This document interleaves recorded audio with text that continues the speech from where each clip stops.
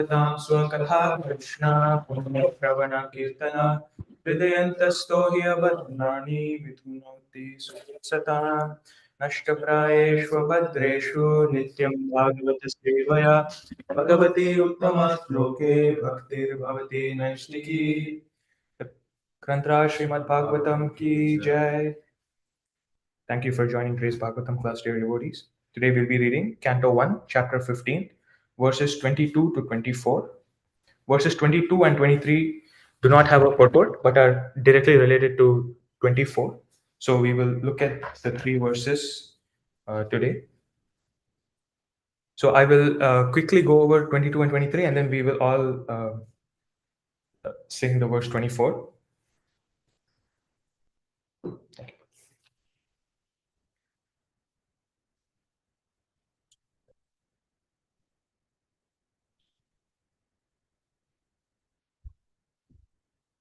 राजं स्त्वयानुपृष्टानां सुहृदां न सुहृत्पुरे विप्रशाप विमूढानां निघनात्तां मुष्टिभिर्मिथा वारुणीं मदिरां पीत्वा मदोन्मत्तिः चेतसाम् अजानताम् अविन्योन्यां चतु पञ्चविशेषितः. Translation: O king, since you have asked me about our friends and relatives in the city of Dwarka, I will inform you that all of them were cursed by the Brahmanas, and as a result, they all became intoxicated with wine made of putrefied rice and fought among themselves with sticks, not even recognizing one another. Now, all but 4 or 5 of them are dead and gone. Verse 24, which we will see. प्रायेणैताद्भगवता ईश्वरस्य विचेष्टितं मिथो निघ्नति भूतानि भावयन्ति च यन्मितः प्रायेणैतद्भगवता ईश्वरस्य विचेष्टितं मिथो निघ्नन्ति भूतानि भावयन्ति च यन्मितः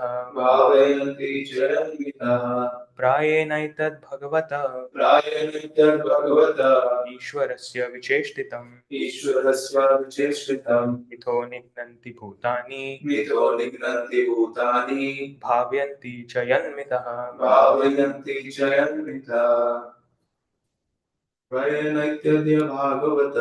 प्रायेणैतद्भगवता ईश्वरस्य विचेष्टितं मिथो निघ्नन्ति भूतानि भावयन्ति च यन्मितः. Word to word translation and purport by His Divine Grace A.C. Bhaktivedanta Swami Srila Prabhupada ki jai. Prayena etat, it is almost by. Bhagavatah, of the personality of Godhead. Ishwarasya, of the Lord. Vicheshtitam, by the will of. Mitaha, one another. Nignanti, to kill. Bhutani, the living beings. Bhavayanti, as also protect. Cha, also. Yat, of whom. Mitaha, one another. Translation: factually, this is all due to the supreme will of the Lord, the personality of Godhead. Sometimes people kill one another, and at other times they protect one another. Purport by Srila Prabhupada. According to the anthropologists, there is nature's law of struggle for existence and survival of the fittest. But they do not know that behind the law of nature is the supreme direction of the Supreme Personality of Godhead. In the Bhagavad Gita, it is confirmed that the law of nature is executed under the direction of the Lord.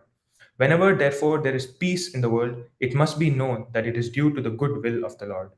And whenever there is upheaval in the world, it is also due to the supreme will of the Lord. Not a blade of grass moves without the will of the Lord. Whenever, therefore, there is disobedience of the established rules enacted by the Lord, there is war between men and nations. The surest way to the path of peace, therefore, is dovetailing everything to the established rule of the Lord.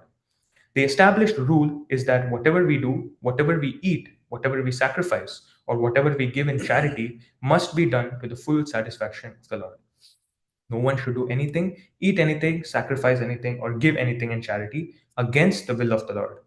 Discretion is the better part of valor, and one must learn how to discriminate between actions which may be pleasing to the Lord and those which may not be pleasing to the Lord. An action is thus judged by the Lord's pleasure or displeasure. There is no room for personal whims. We must always be guided by the pleasure of the Lord. Such action is called Yoga Karma Kaushalam, or actions performed which are linked with the Supreme Lord. That is the art of doing a thing perfectly. ॐ ज्ञानतिमिरान्धस्य ज्ञानाञ्जनशलाकया चक्षुरुन्मिलितं येन तस्मै श्रीगुरवे नमः। नमो ॐ विष्णुपादाय कृष्णप्रेष्ठाय भूतले श्रीमते भक्तिवेदान्त स्वामिनिति नामिने। नमस्ते सारस्वते देवे गौरवाणी प्रचारिणे निर्विशेषा शून्यवादी पाश्चात्यदेशतारिणे। जय श्री कृष्ण चैतन्य प्रभु नित्यानंद श्री अद्वैत गदाधर श्रीवासादि गौर भक्तवृंद। हरे कृष्णा कृष्णा कृष्णा हरे हरे, हरे Ram Ram Ram Hare Hare. Thank you, dear devotees. Thank you for joining today's class. Today we'll be looking at the Mausala Leela, or the Leela where the Lord wraps up his pastime and he, along with the Yadu dynasty, take to the spiritual abode. But before that, we will also look at a few philosophical points that Srila Prabhupada is making in this purport about being performing activities that give pleasure to the Lord, and how that ties in with our sadhana and many few other factors. Then we will quickly look at some backstory to this pastime so that we understand how we see in word 22 and 23 there it says Vipra Shapa Vimudhanam. Shap means curse. So how such a undesirable curse was brought upon due to Vimudhanam, which means Vimudhanam means foolish. So yeah, of the befooled. So it says Vipra of the Brahmanas, Shapa by the curse of Vimudhanam of the befooled. So how the curse came upon the Yadu dynasty that they will have fratricidal war where they kill each other. How that came to be, we will quickly look at that. And we will look at what the acharyas comment on this pastime. And there are more than 5 or 6 reasons that they give, at least at how much ever I was able to read. So there are 6 or 7 reasons why this pastime had to take place. So yeah, let's dive in. So first thing is we will see there are some interesting questions that can be asked and answered within this purport. So Krishna says clearly that whatever you eat, whatever you give in sacrifice, whatever you give in charity, give it to what it says. The established rule is whatever we do, whatever we eat, whatever we sacrifice, or whatever we give in charity must be done to the full satisfaction of the Lord. And then we see that in surrender, there is anukulyasya sankalpa, pratikulyasya varjanam. We must take to activities that are favorable to the Lord and stay away from activities that are unfavorable to the Lord. So all of this is because Krishna is the root of everything. So we see that Krishna has allocated a portfolio of separate activities to each of the devatas. So he's given the one Agni the position of the Jatar Agni in our stomach. So he's given them the portfolio. He's given them very important positions to take care and assist the jiva in coming back to him, and they take care of different aspects of the thing. So we see when like generally Deva Prabhu would notice, generally when there are 10x engineers in a company, it would be good if the manager does not micromanage them and instead gives them some freedom for them to show their creativity and bring about something new for a company, for example. Similarly, the Supreme Personality of Godhead gives certain portfolios to his to the devatas, and then he does not micromanage them. He lets them do whatever they want. He lets them do their course because he knows they're very capable of it, and he does not interfere with what is happening there. Similarly, we see that we receive the fruit of our own karma by the prarabdha, and the Lord can choose to interfere or not. If he chooses to interfere, it means it is his will. And even if he does not choose to interfere, that also means it's his will. That is what Prabhupada is saying in today's purport. So we see sometimes people kill one another, and at other times they protect one another. And we see Krishna, sometimes he comes to protect, sometimes he does not. Let's take the example of Parikshit Maharaj. When he was in the womb of Mother Uttara, he came to protect. But when Takshak was when he received the curse from Shringi that Takshak would burn him alive, Krishna never came to protect. So we see Krishna sometimes comes to protect, sometimes does not. So we see here in the previous verses, it said that Krishna's arms protected the entire Yadu dynasty. But when the Yadu dynasty finished their manifest pastimes, Krishna was not there to protect them. So we see that, and we also see in so many other cases. When we see the case of Mother Sita, we see that Lord Ram could have killed Ravana at that very instant. Why did he allow such thing to happen? Which means he wanted such thing to happen. Which means the manifestation of the pastime was not interfered by the Lord. The Lord did not interfere in the manifestation of such a pastime, which means he wanted it to happen. So in this case, we see many people may have the question that if Krishna was really the king of the Yadus, why did he allow the Yadus to die, and why did he himself close or make his manifest part-time unmanifest from that point on?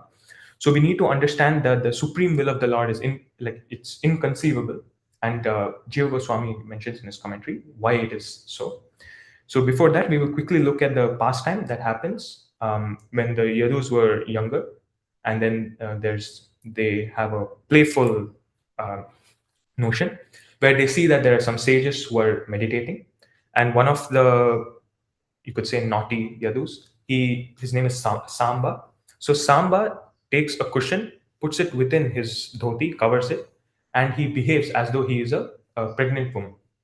So they go to the sages, and then the other Yadu boys, they ask the sages, Guruji, here we have Samba, and she is expecting a child. Can you please tell us the gender of the child that is in the womb of this woman? And she's very shy. She does not want to speak to sages. So that's why she has her face covered. So can you please tell her what the gender of the child is? And all of these sages are, they are very, they are, you could say, they have high spiritual prowess. So they know that they are playing a prank, and then they get annoyed or they get offended by this activity, that they are performing something so serious. They are in deep meditation of the Lord, and then such frivolous activities are being displayed in front of them. So they get very angry, and then they curse. So they say that whatever is there in the womb would be an iron rod, and then that will cause the destruction of your entire dynasty. Generally, we see if a child is born, the sages give the blessing that this child will be the one to take your legacy forward, or will be the establisher of the glories of your entire dynasty. That's the kind of blessings that they give. And we see when I forget the name. Okay, maybe. So basically, the sages, they give such blessings so that the progenitor will take the legacy of the dynasty forward. But in this case, a very opposite effect happened. So that when the Yadus heard of that news, they went straight to the king. That time it was Ugrasen. So they go to Ugrasen, and then they tell Ugrasen that we performed this activity, but we got this curse. And when Samba just tried to remove the cushion from within his dhoti, he saw that it was actually an iron rod. So then they get very afraid that they have performed some mistake, and then and they're complicit in offending the brahmanas. So as a result, they take it to Ugrasen. So some acharyas say that instead of going to the highest authority, that is Krishna, they instead go to not the highest authority, that is Ugrasen, who is, you could say, in a way, a material king. And then as a result, whatever solution he says will not be the ultimate solution, because his only solution was you break the iron rod into pieces and then just throw it in the sea. That is what he says. So sometimes we see when doctors prescribe a medicine, the medicine does not solve the root cause. It's just on the surface, just to cure away the symptoms, right? So this seemed to be a solution like that. If they had gone to Krishna, Krishna would have given them the ultimate solution to solve it from the root. We see when we offer everything to Krishna, He's the root of everything, which means by giving it to him, he nourishes the entire tree. Similarly, the Yadu boys should have gone to Krishna, but they chose to go to Ugrasen at that point due to his being elderly. So then Ugrasen tells them to grind it into fine powder and throw it in the sea. And then they do that. But as you can see later on, some of the shrapnels that they broke grew into rod that were then used by themselves to kill each other. And then one lump of metal was swallowed by a fish that was caught by Jarada hunter. And then he used that in the arrow that he finally shot at the lotus feet of the Lord, which then led to the unmanifestation of his pastimes. So we see Jarada hunter shooting the arrow, and then Lord Krishna seemingly passing away from this world, but he left his spiritual body and he took his spiritual body with him to his spiritual abode. So this was the backstory, which we see in the verse, which says Vipra Shapa Vimudhana. The Vipra, the Brahmanas, gave the curse to the, you could say, foolish activities of the children Yadus. And then we see that this curse, Krishna could have counteracted this curse, right? So Krishna could have counteracted Parikshit Maharaj's curse. He could have counteracted this curse. He could have done so many things, but he chose not to, which means it is his supreme will, and it is inconceivable for us. And then this is how the prophecy kind of came to be, that the Yadus were drinking Varuni, which is an alcoholic beverage that is, as Prabhupada says, from putrefied rice, like say something like rice wine or something. And then they consumed it and they were in such an intoxicated state that they started beating each other. And in that way, except for 4 or 5, everybody were killed. That's what Prabhupada says here. Now, one may wonder if they are actually the close associates of the Lord. Shouldn't they receive a better unmanifestation of their pastimes? Because when the Vrajavasis, when their pastimes were unmanifest, Krishna took the entire Vrajavasis as it is to the spiritual abode, because they were so pure in love for him. But whereas for the Yadus, he seems to be doing something a little more interesting, in that they kill each other, and it's a very bloody, messy way to live.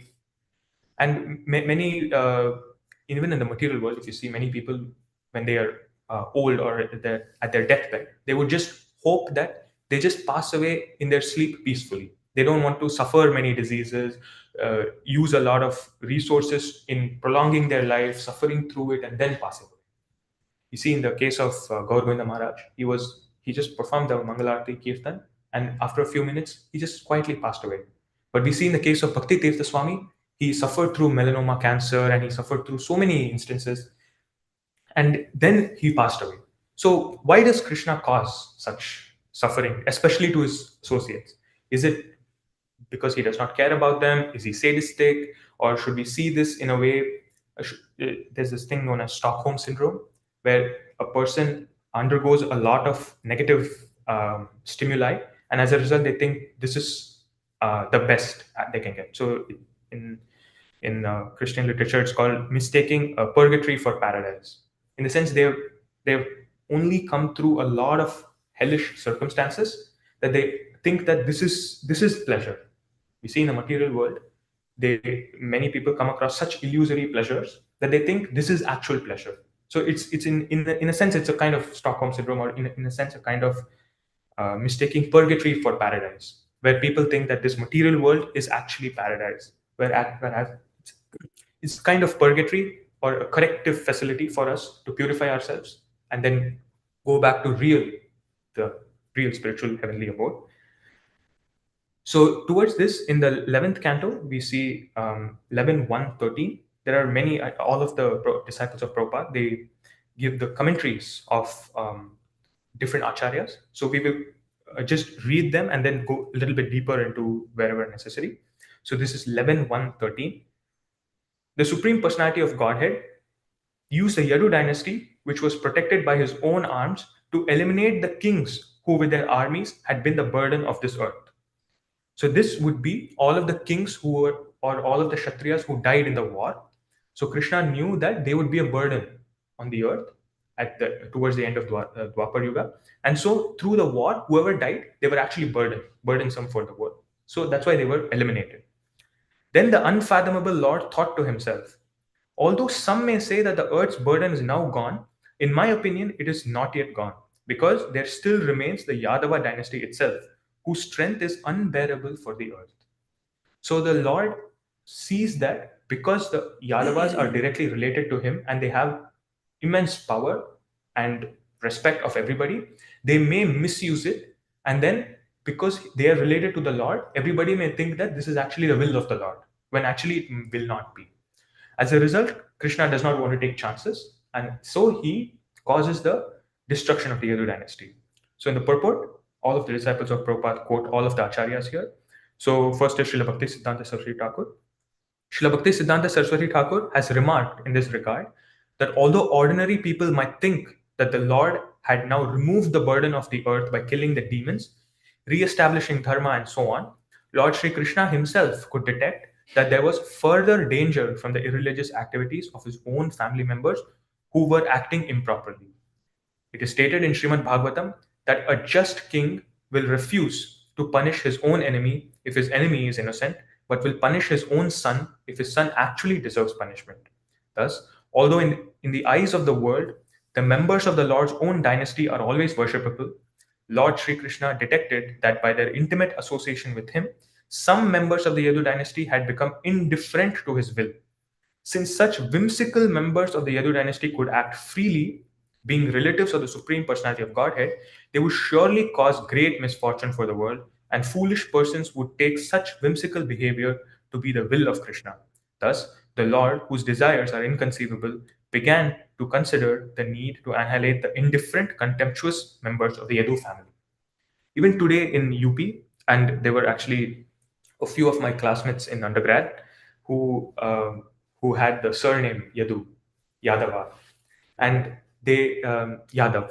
So and some of them actually they can be a little ruthless in the sense they still claim even today to this day that they are from the lineage of Sri Krishna and that they should receive some high respect and so on, which is unfortunate because even in Dwapar Yuga, when Krishna himself was present there, Krishna wanted the destruction of the entire Yadu dynasty.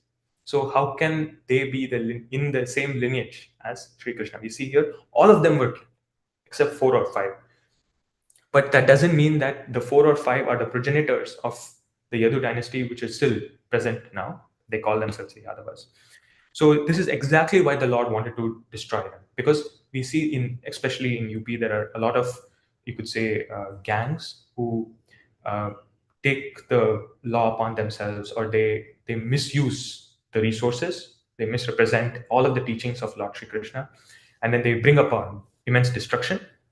So this is all due to the fact that they're intoxicated by the power and the prestige they have with the connection of the Yadavas.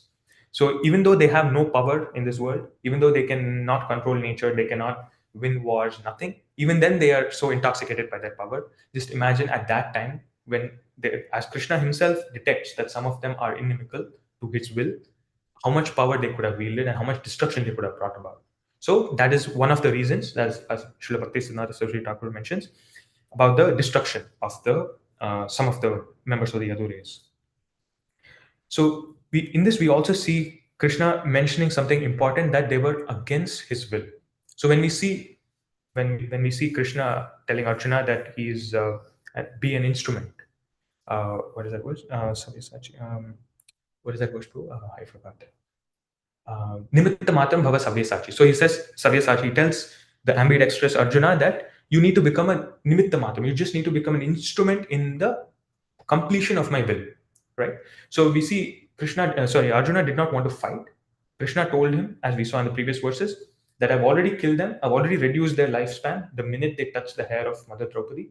So all you have to do is be my instrument in getting them killed to finish the prophecy. So that's what Krishna wanted Arjuna to be. We also see Bhishma there. He wanted to fight on the side of the Pandavas, but Krishna told him, "You be my instrument in showing the world that even the most formidable warrior, if he fights on the side of adharma, will always be on the losing side." And we the other day we were discussing about Karna, about how Krishna and Kunti Devi go and tell Karna that you should fight on the side of the Pandavas. He still was very steadfast to his what he calls the high horse, or the moral principle, that he will not give up those who did not give him up, And as a result, he fought on the opposite camp. He fought on the side of the Kauravas, despite him getting good counsel. So, in the sense, he was not an instrument in Lord's service, and as a result, he perished. So, towards this, we see there are many devotees who show the mood of favorability or giving pleasure to the Lord. So, in today's purport, we see the Lord wants the whatever activities we perform, an action is thus judged by the Lord's pleasure or displeasure. So, if we act according to the will of the Lord, that gives pleasure to the Lord. And we see some of the most inspirational or purest devotees that we ever come across. They have this notion of not wanting anything for themselves, they being an instrument in the Lord's service, and also not wishing for certain circumstances. So we see in the Patyavali, there's this verse that says, Shauni patitvam niravaikam akinchanatvam nityam dadasi bahumanam athapamanam vaikunthavasam athva narake nivasam ha vasudeva mama nasti katistvadanya.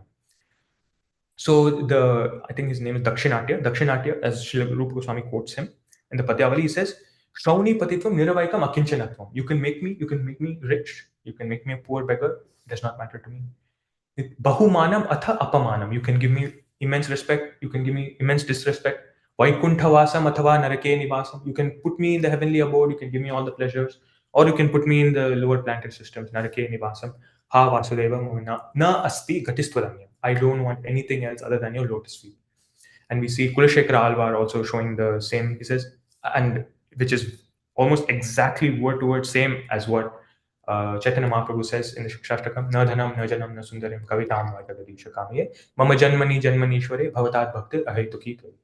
Janmani janmani, life after life, don't give me dhanam, janam, man, nothing. Don't give me any of that. And the same thing was also told by Kulashekara Alvar. He says, Naham vande tava charanayor dvandva advandva hetu. He says, I do not approach you for liberation from dvandva and advandva, not from liberation from the dualities, that is positive, negative. Dvandva, advandva, I don't want all of them. Naham vande tava charanayor dvandva advandva hetu. Kumbhi pakam gurumape hare narakam napanetu. I do not pray to you to remove me from the hellish abode known as Kumbhi pakam. So in the 5th canto, it's mentioned that if someone eats meat, they will receive the bad fortune of going to the Kumbhipaka planet, where they are deep fried in oil. So this is the effect of eating meat. So they will go to Kumbhipaka planet and then they will be deep fried in hot oil. So he says, although Kulashekara Alvar obviously doesn't eat meat, but he's presenting for us to pray in that way. Naham vande tava charanayor dvandva dvandva hetum kumbhi pakam gurumape hare narakam napanetum ramya rama mridu tanulata nandane napi rantum. Ramya means same. Na dhanam, na janam, na sundari means woman. Ramya is, you can say, soft woman. Ramya rama mridu tanulata nandane napi rantum. Bhave bhave hridaya bhavane bhavayayam bhavantam. Bhave bhave. Life after life. Hridaya bhavane bhavayayam bhavantam. Please reside in my heart so that I always remember you life after life. So it is the same word to word. It's the exact equivalent to Nardhanam Najanam. So all of these are how the purest of devotees, they know that the supreme will of the Lord, if something happens according to their will, that is the will of the Lord. If they wish something and it doesn't happen, even that is the supreme will of the Lord. It's very difficult to see in that sense. So we see Bhakti Tirtha Swami, when he was suffering from cancer with immense pain, he said something very thought-provoking. He says, when someone is going through when someone is going through pain, they ask, why me? But when somebody is going through a pleasurable or happy circumstance, they never say, why me? And he says, when someone is going through happiness, they must ask, why not them?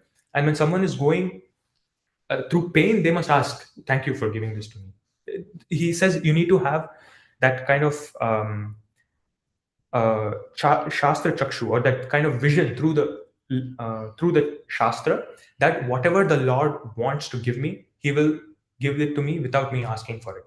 If the Lord gives me some trouble, it means I deserve it and I need it to purify myself in some way. And as a result, He prays in that way. Even when the Lord gives happiness, He has to ask, why me? What did I do to deserve this? When you have that akinchana bhav, that I don't deserve anything, yet you have given me, we will be immensely more grateful to the Lord for whatever He has given us.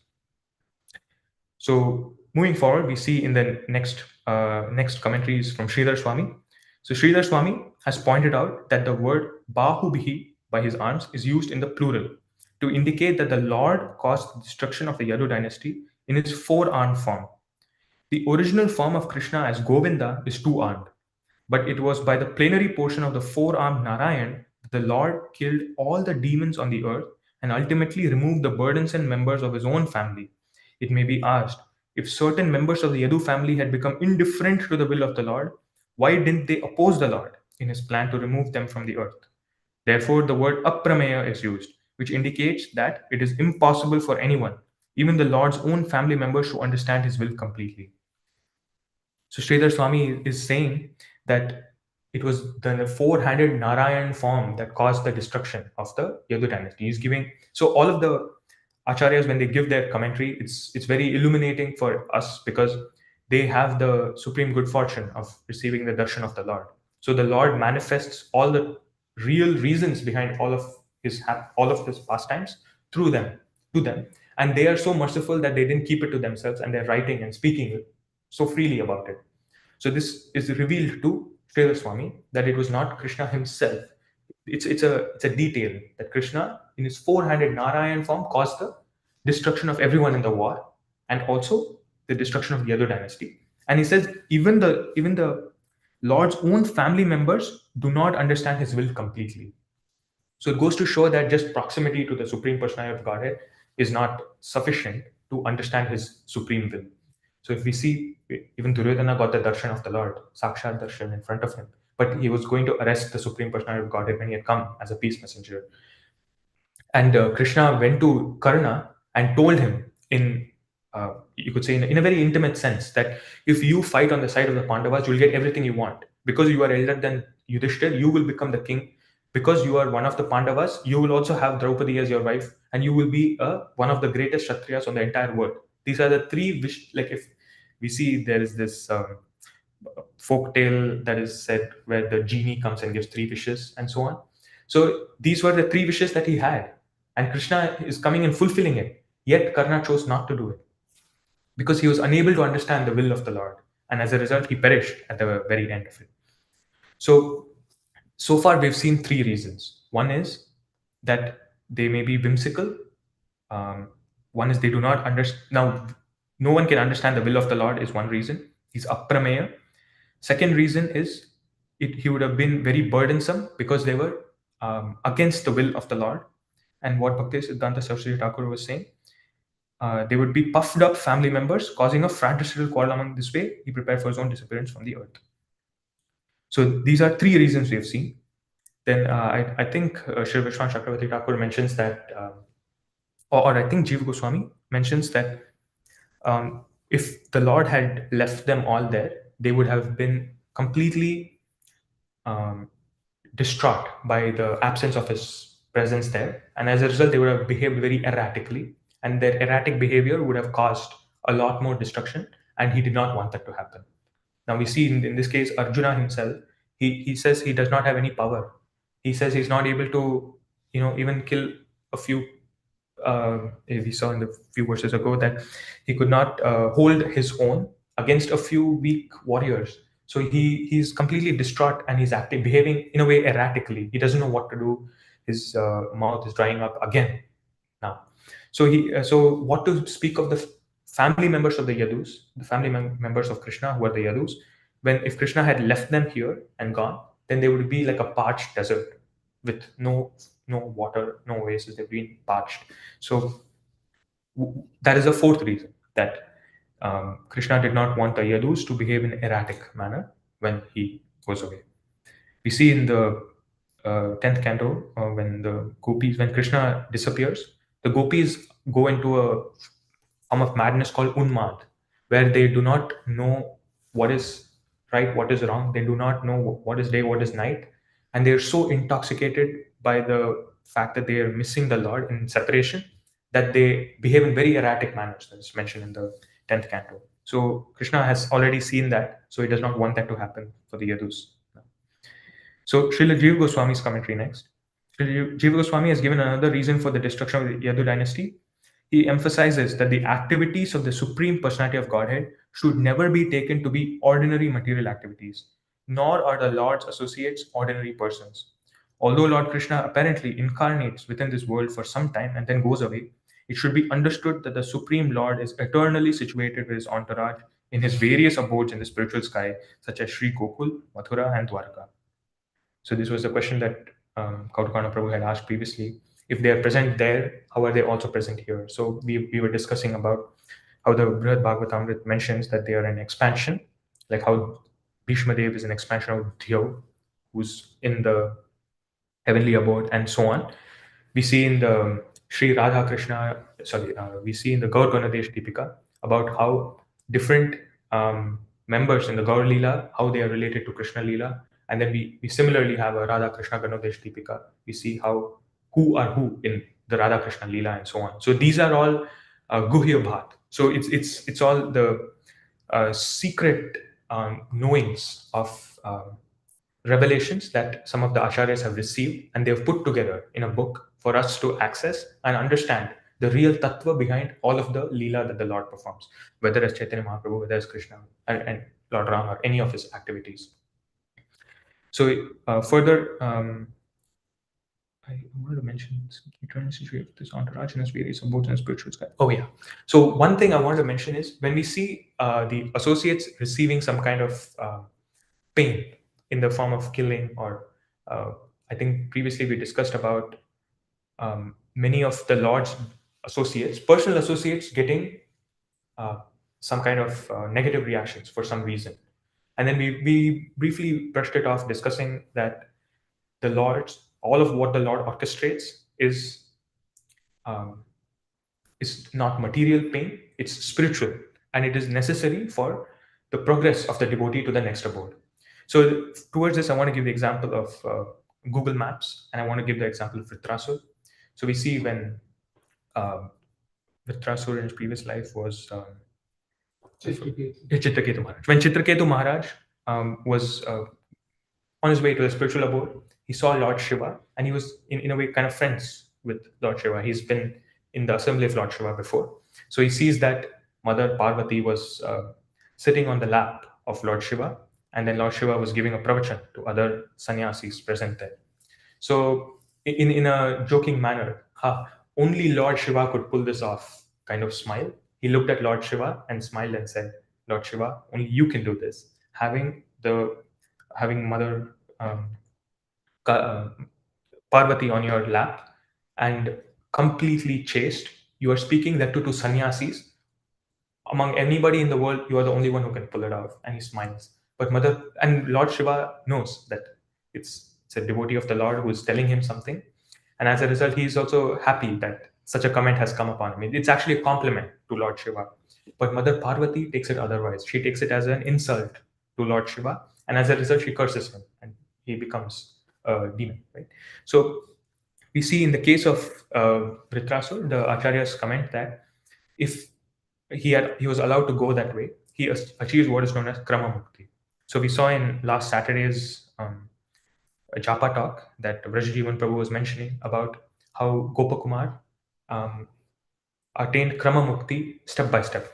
That is present in the Bhagavatam, Laghu Bhagavatamrit, where Brihad Bhagavatamrit, where he slowly goes from one abode to the other, like one spiritual planet to the higher. He meets Pipalayan Muni, Pipalayan Rishi, and then finally he goes to the spiritual abode. How that step-by-step process of going to the spiritual abode from one across many different time spans is shown there.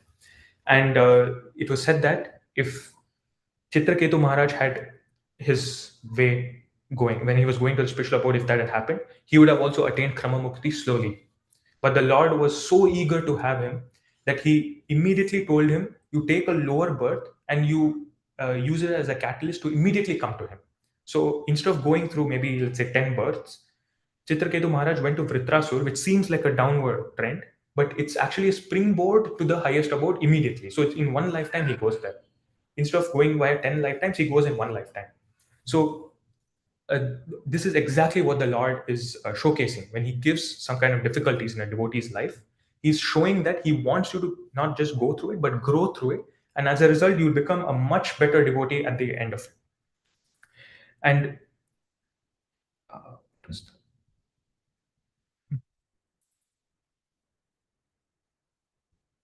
Oh yeah, the Google Maps thing I want to say. So even when someone makes a mistake, let's say we're following the route to from point A to point B. If we make a mistake, Google Maps does not say you will never reach your destination anymore. It just reroutes and shows you another route, which is also the shortest from that point to reach your final destination. So the same thing goes for Krishna. So the same thing happened to Bharat Maharaj. So Bharat Maharaj, he was already in the stage of bhav, and he was going to get the spiritual abode, but he performed one mistake, and the Lord wanted to show that one mistake will derail you, but it should be inspiration that even if you get derailed, you can get back. But it's also motivation for you not to get derailed in the first place. So it shows both. Bharat Maharaj going to the deer, and then Jada Bharat, and then attaining the spiritual abode goes to show that if you make a mistake, it can be mended. It could be very expensive. So it's like a warning, but it is still possible for you to get back to the Supreme Lord. And that is what the Lord shows whenever there are difficulties among the different pastimes that he orchestrates. So I will quickly finish what else Jiva Goswami mentions. The members of the Yadu dynasty are eternal associates of the Lord, and therefore they cannot bear to be separated from the Lord. Since Krishna was preparing to give up his earthly pastimes, if he were to leave the Yadu dynasty on the earth, they would surely become so disturbed by his absence that in their highly agitated state of mind, they would trample and destroy the earth. Therefore, Krishna arranged the disappearance of the Yadu dynasty prior to his own disappearance. So this is what I was mentioned. Jiva Goswami mentioned that they would be so agitated they would trample the earth. I would like to finish by saying that Krishna came to protect Parikshit Maharaj in the womb, but he did not come to protect when Parikshit Maharaj was cursed by Shringi. And this is because he wanted Kali Yuga to progress. And it's very interesting that why would Krishna want something as improper as the influence of Kali to take place here? Why does he want that to happen?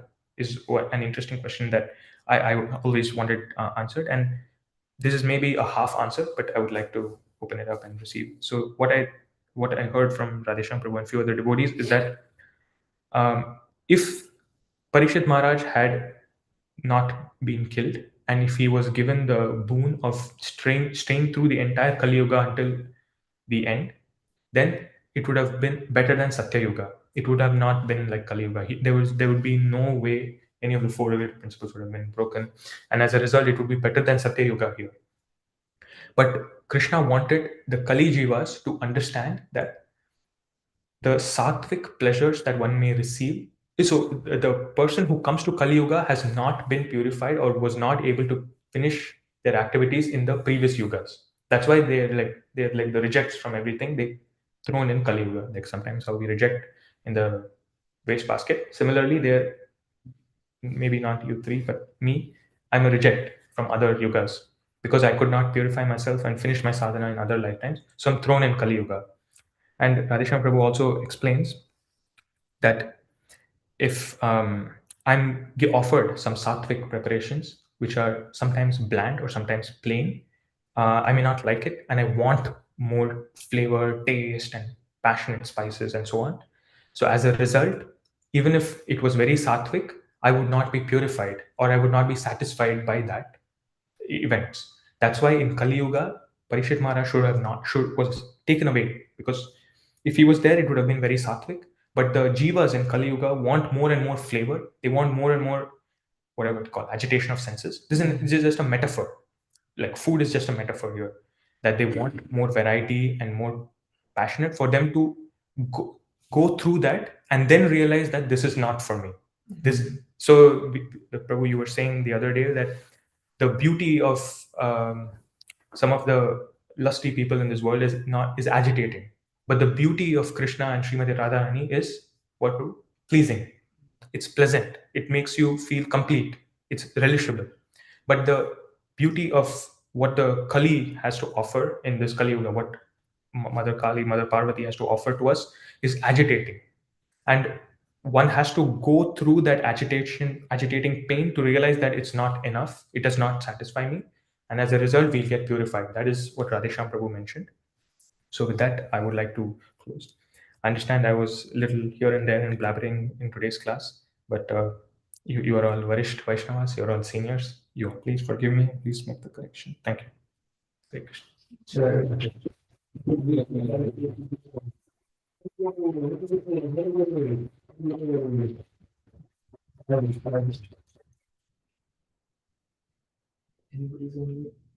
Rahul Prabhu and Satat Prabhu. You can check if they have any reflection of the questions. If you have any reflections, especially corrections, please feel free to share them.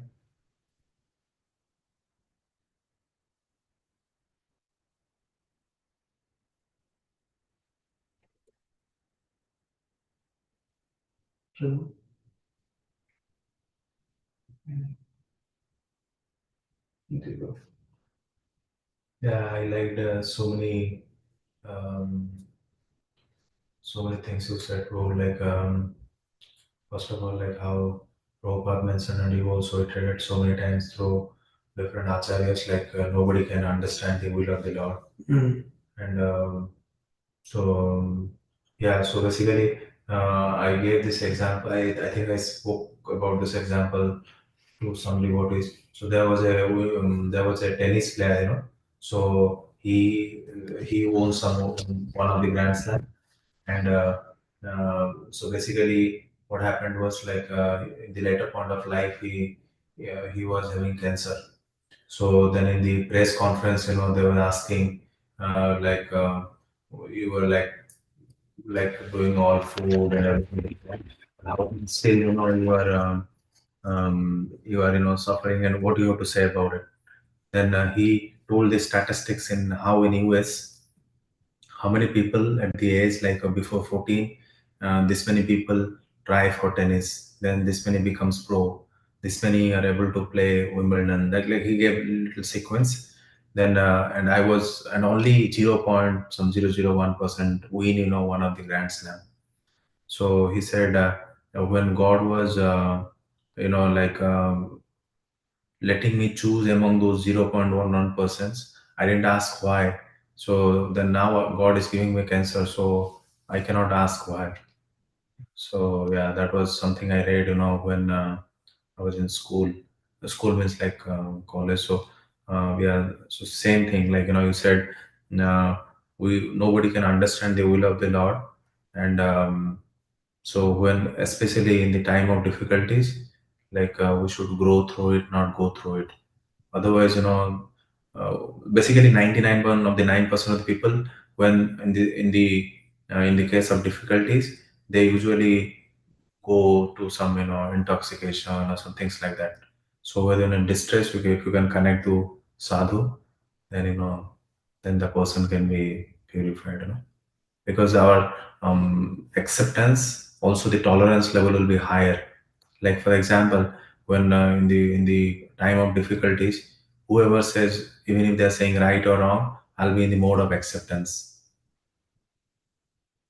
Thank you. Thank you, bro. It's very Jai. Jai Srimad Bhagavatam ki Jai. Vanchakalpatarubhishya Kripa Sindhu Jai Pavane Vaishnavi. Jai Srila Prabhupada.